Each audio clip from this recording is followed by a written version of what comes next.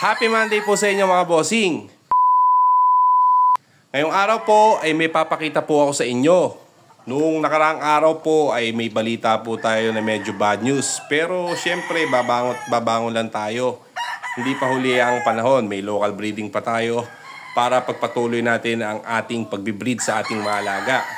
Ngayon, may ipapakita po ako sa inyong bagong dating natin na alaga mga bossing. Ito yung sinasabi natin na dagdag puwersa sa ating maliit na backyard.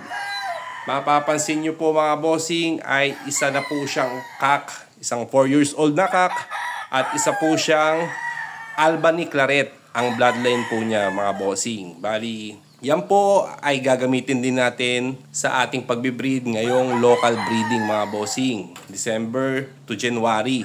Bali, mapapansin nyo, medyo bumaba na po ang ating alaga na yan dahil po sa kanyang edad. Natural lang po yung mga bossing, pag gumugulang ang ating mga alaga, medyo bumababa na. Pero wala pong problema na yan dahil ang ating mga inahin naman po ay magaganda ang sukat.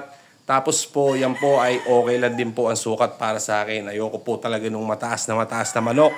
Mid to high ay okay na po yan mga bossing. Kaya ito pong alaga po natin, hintayin po natin to sa local breeding po natin. Napakagandang manok at solido. Maraming salamat po mga bossing. God bless.